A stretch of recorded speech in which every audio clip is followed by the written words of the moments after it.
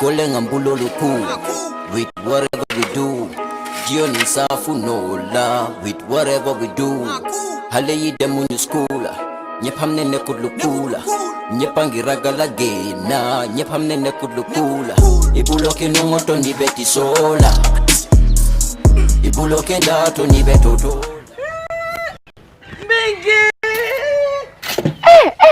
Bigi Congo. Lamin. Na? Lamin te jibe norin te nyamen Lamin. Kabo na wulo kono. Wulo kono nyinte mo Lamin. Pabilenki. Muna ngata afamole. Haina. Ngata. Ngoto le. Fabrama. Mingi. Baba nyola. Ngoto le Fabrama. Namu jumala kan kuma ni ten. Fabrama. Jumala mu. Ndele bare muso. Lunda mana. Famo kata. Jamani mbere. Alindo ko. Jamani. Bari ngoto man kontande.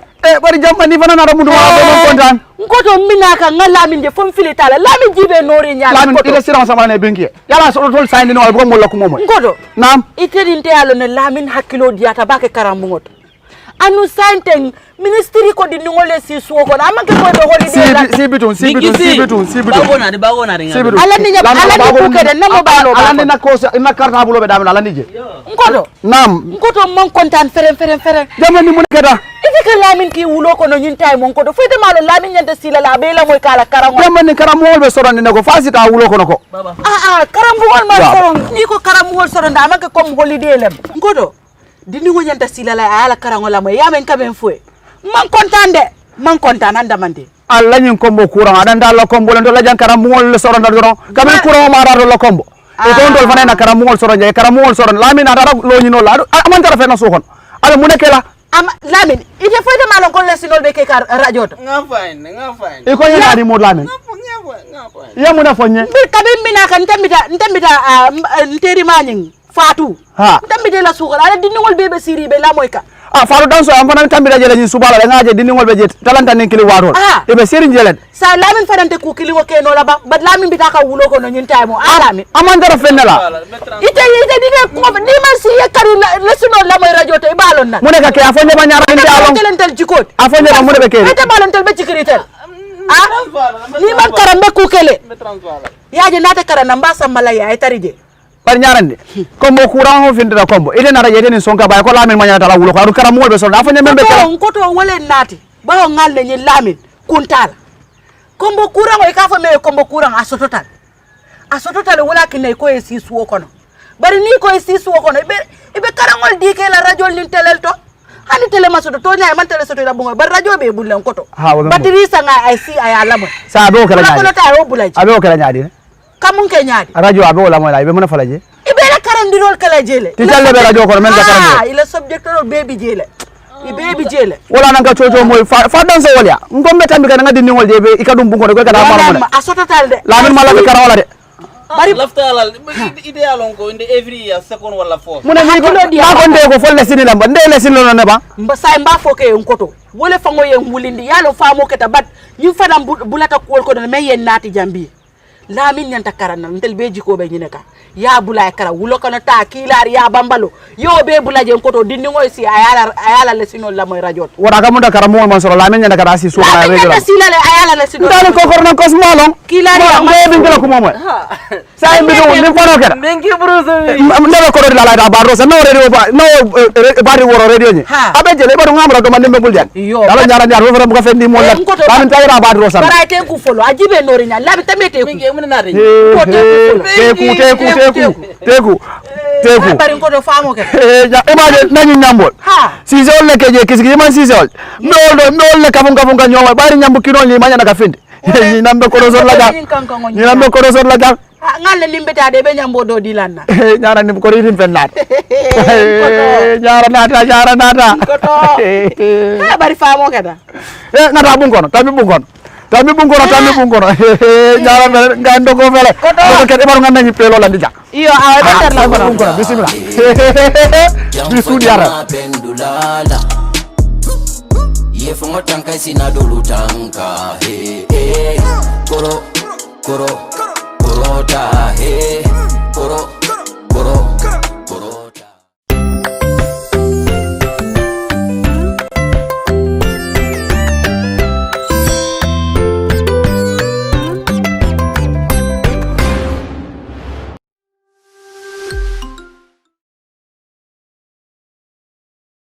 Good day, viewers and listeners. I am Master Jesse who has come to continue with our English language lessons. So today we are going to start looking at types of dependent clauses. Types of dependent clauses.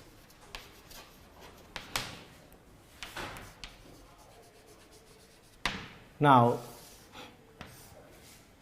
you see, so last class we talked about clauses. We talked about clauses, and then today we are going to look at types of dependent clauses. But before we start looking at types of dependent clauses, you are given an exercise which has to be reviewed now before we looked at our subject matter today, which is dependent clause. Now we said you are asked to write I against all independent clauses and then D against dependent clauses. Now we are given 1 to 10, so let's go through and then do our corrections now. I know you are all set. Good. So let's look at number 1. The instruction reads, write I for all independent clauses and D for dependent clauses in the following work. Example 1, number 1, it says, when you were in school.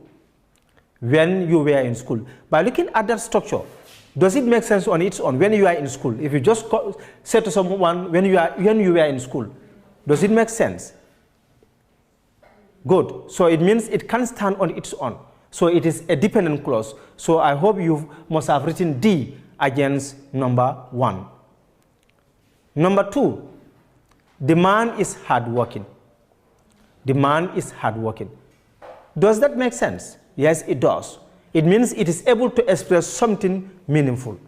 So it doesn't require you to add anything there.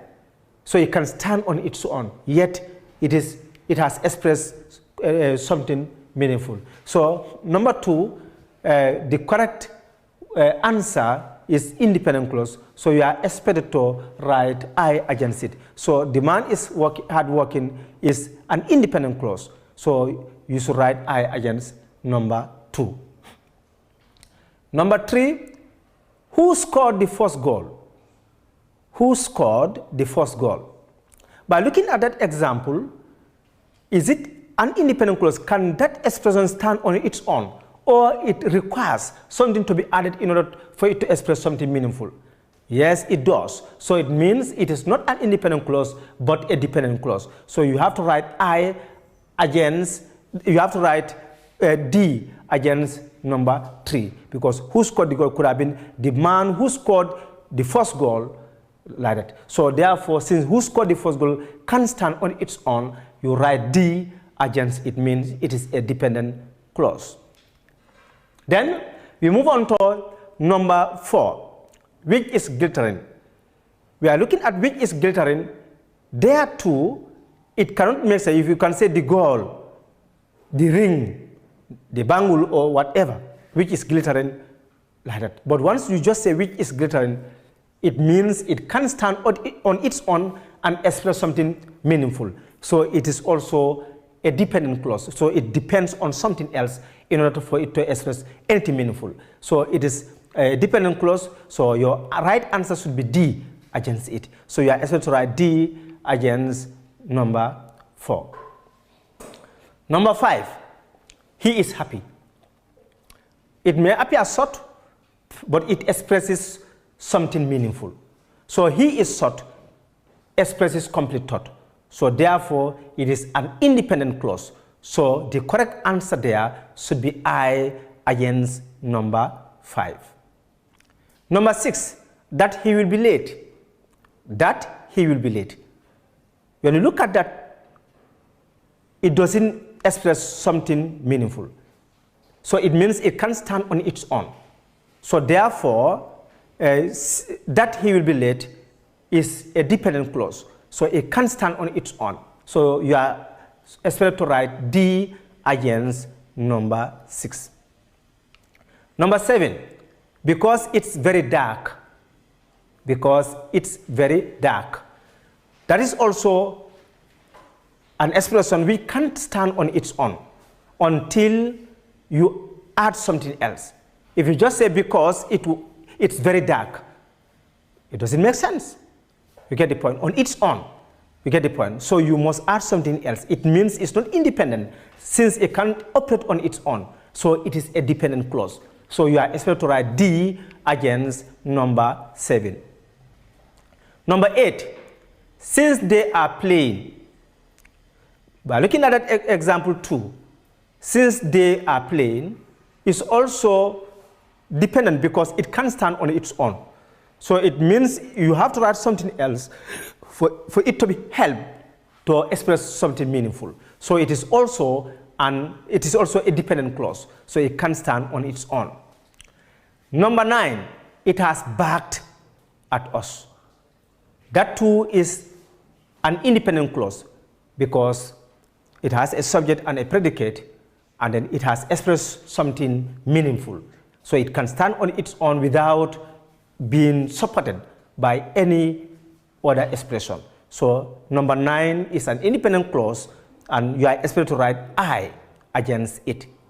Number 10, which is the last one, goes this way. Although they were prepared,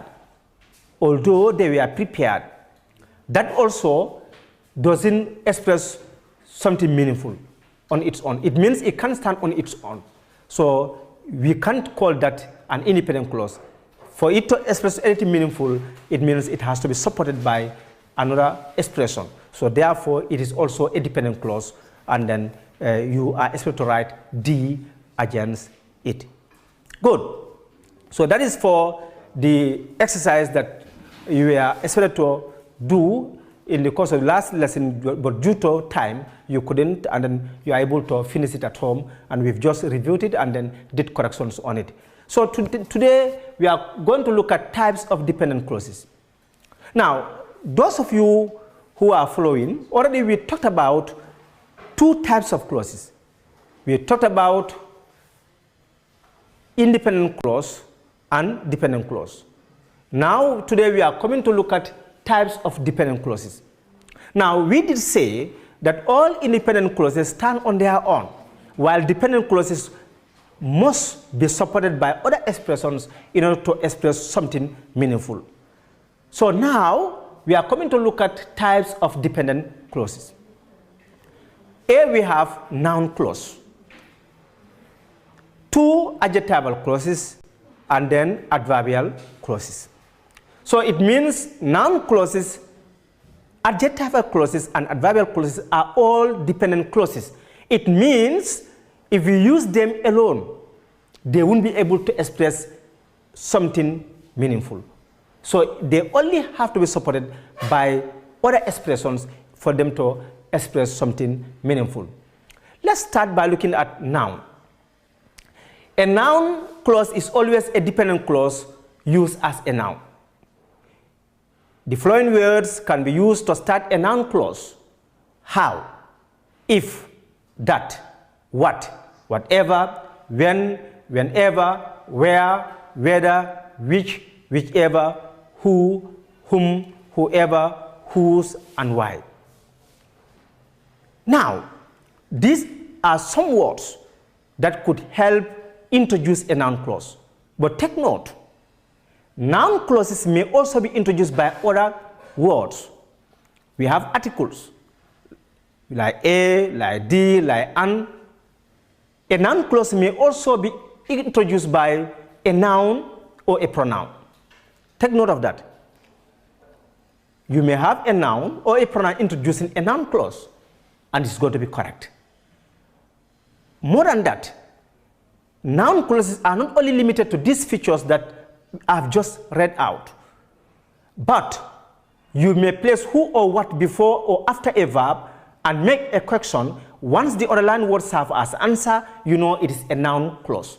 Noun clauses and phrases always answer the question who or what. As we go through the examples, you'll get to know what I'm trying to drive at. Let's look at noun clause and its functions. Now it says a noun clause has several functions as given below. Now functions of a noun clause. Now let's look at functions of a noun clause.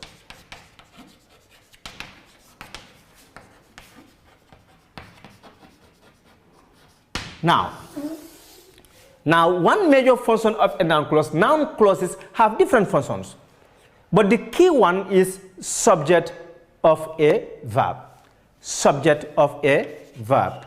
Take note, subject of a verb. Good. When a noun clause is immediately followed by a verb, it functions as the subject of that verb. Take note, in simple language, when a noun clause is underlined before a verb, it is subject of that verb. Simple. When a noun clause is underlined before a verb, it is subject of that verb. Now let's look at some examples that we have. Now example 1, we said what coronavirus does scares everyone. Now let's look at this example. We said what coronavirus does scares everyone. Now what coronavirus does is on the line. Now while looking at this, why is this a noun clause? Because we've seen the underlined words acting as subject. Functionally, it is playing role of a subject, and that qualifies it to be called a noun clause. Why is this a noun clause? We did say that a clause must have a finite verb, and that finite verb must be among the underlined words. By looking at this from this point to this point, what coronavirus does, the word does is finite verb, because if you change the subject from singular to plural, the does will change to do. And if you change the tense of the verb, the does will also change to did. So it means does can change from does to do or did, depending on the subject and time. So that makes it a finite verb. So because we have does here, then we call this a clause. And since the underlined word is acting as a subject, we call it a noun clause.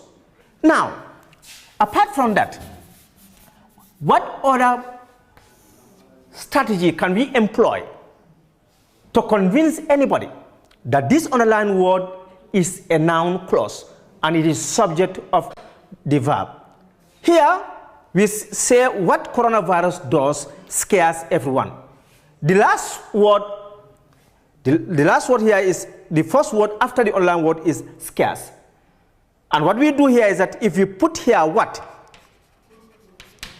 scares everyone, the answer is going to be what coronavirus does.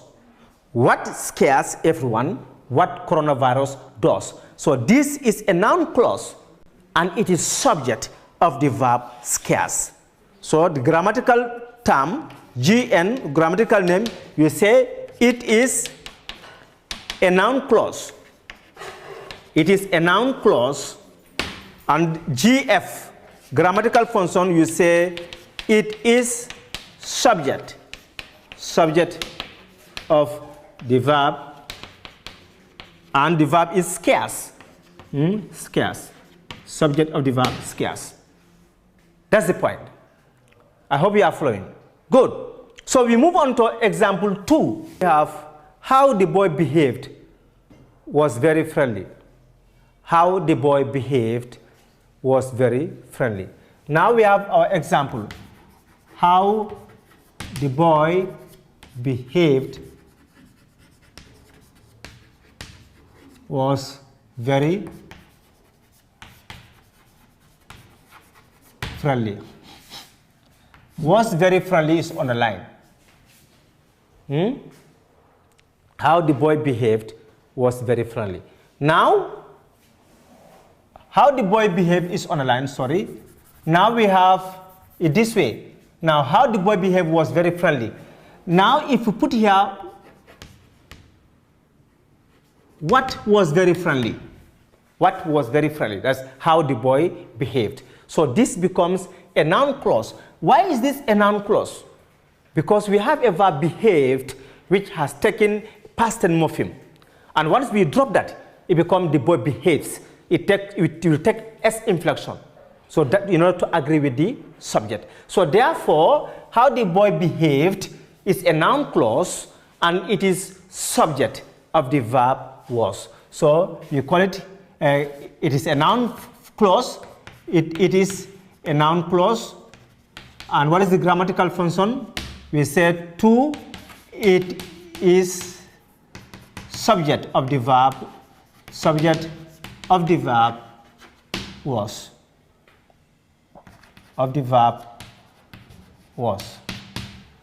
So that's the point. So it means now how the boy behaved is a noun clause and it is underlined before the verb was. As you can see, you get what was friendly, how the boy behaved. Number 3, that Bottrop came first, surprised none of their competitors. If you place what before the word surprised, what surprised none of their competitors, the answer is going to be that Bottrop came first. So the came is the finite verb there. It can change from came to come or comes depending on the time and the number. You get the point, in order to agree with the subject or time. So therefore, what surprised none of their competitors, the answer is going to be that Bottrop came first. So that becomes a noun clause. That's 3. It becomes a noun clause. That Bottrop came first. It is a noun clause. And then what is the grammatical function? Then we say it is subject of the verb. What is the verb there? Surprised. Subject of the verb surprised. So that's the point. So it means now, by looking at that example, that Bottrop came first is the noun clause there, and it is subject of the verb surprised. Good. We move on to number 4. Example 4, it says, whoever gets the answer correct goes home with a gift. If you put there who goes home with a gift, the answer is going to be whoever gets the answer correct. That is also by analyzing that, you see the word gets, which is a verb, can change to get the point, or got. So that is finite verb there that qualifies the underlying words to be called a clause. And functionally, since it is acting as a subject, we call it a noun clause. And then it is subject of the verb goes. It is a noun clause. It is a noun clause, and then grammatical function, it is subject. It is subject of the verb. Subject of the verb goes. So subject of the verb goes. Good. Then number 5. Now 5 goes this way. Whichever way we take leads us to the partnership whole. If you put what before the verb leads, what leads us to the partnership whole? The answer is going to be whichever way we take. The take there can change to text, can change to took, depending on the subject and time. If you drop the we and make it third person singular, that is either she or he, the take will take an S inflection, it becomes text. And if you maintain the subject and change the time, then the take automatically changes to took. So it is a noun clause, and it is subject of the verb leads. So it is a noun clause. It is a noun clause. Grammatical function, you say it is subject of the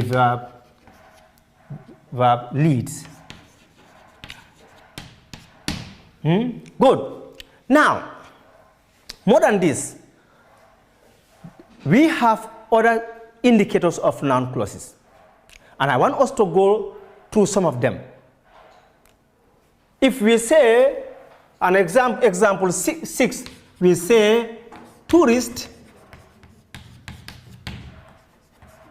who visited us,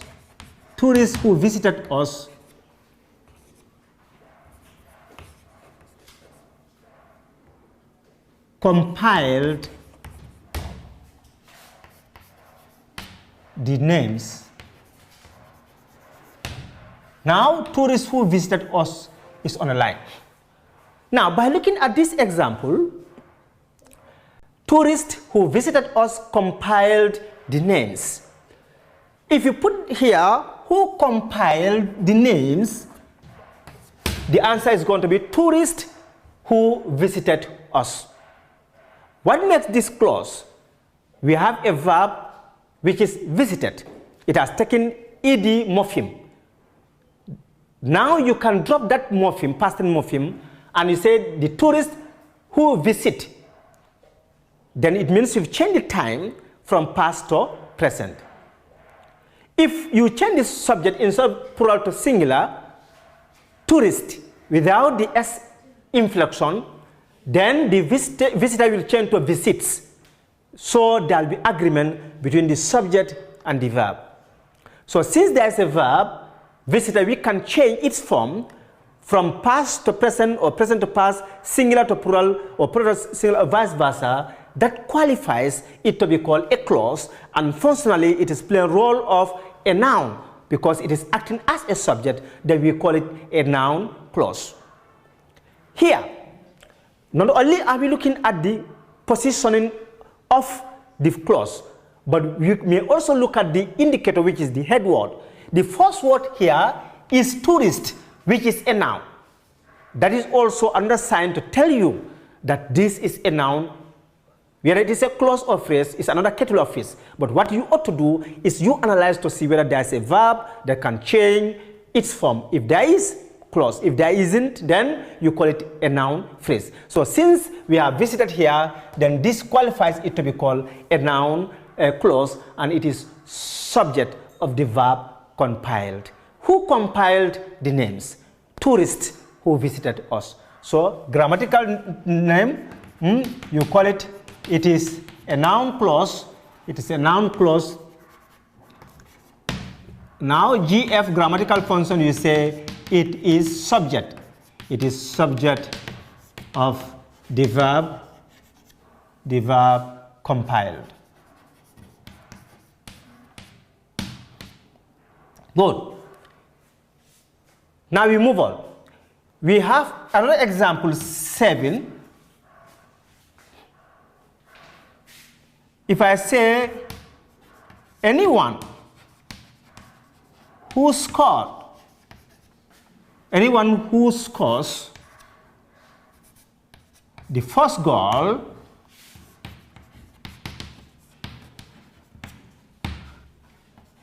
will be rewarded by the authorities.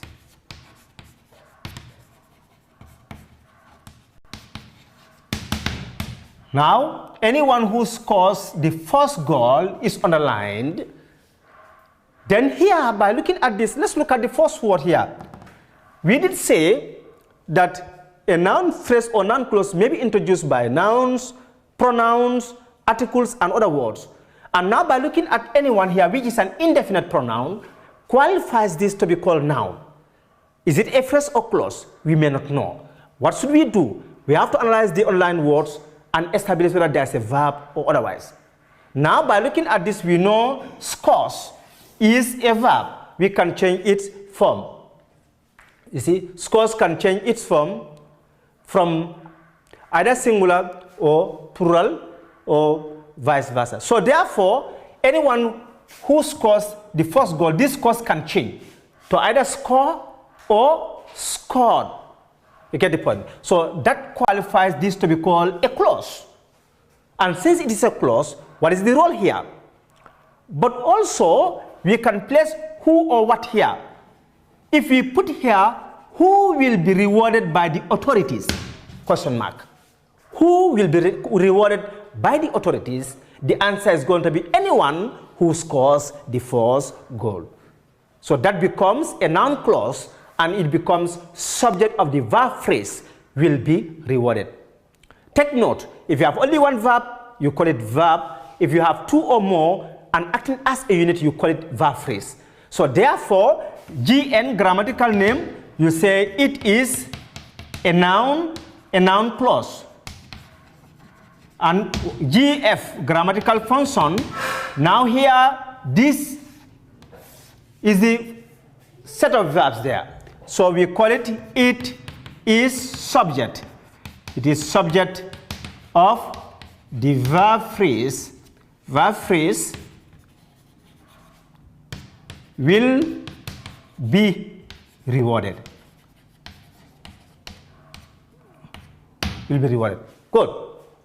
So in short, it means if you have a group of words and there's finite verb, you can only name it as noun, adjectival, adverb based on the role it plays. In fact, the best way to answer a question on this is to look at the role of that underlined word. Is it acting as a subject, object, subject complement, object complement, complement preposition or so, or is it acting as qualifier whereby it qualifies a noun or pronoun, or is it acting as a modifier where it modifies either a verb, adjective or another adverb? Once you are able to establish the role or functionality of the underlined word, it is enough to help you to name it. You can call it noun, you can call it adjectival, you can call it adverbial, only based on the grammatical role it plays. As I said earlier, one expression can be noun in one context, can be adjective in another context, or adverb in another context. So basically this is for one function of noun clause. So today we just started looking at subjects. That is when noun clauses act as subjects of verbs. I mean they are underlined before them, and you can always put who or what before the verb and make a question. Once the underlined words have as answer, then you call it a noun clause. Now that is for the examples. So we move on. So we have classwork, and if you can't finish it now, you'll have to complete it at home, and when you come next class, we'll continue with it. But let's look at it now. Classwork, the instruction reads, give the grammatical name and function of the following underlined expressions. Number one, where the man was buried surprised everyone. Two, what they are planning is very good. And then you do others, tourists who are in the house complain about their conditions. For strangers who walked to the market received some money. 5, that Peter will pass the exam surprised everyone. And 6, who was to be decorated doubted everyone. So this is the class exercise that you ought to do now, and then go through it. Already we talked about subject. See the location and then see the grammatical function. Indicate the name and the function as well. You can start work now.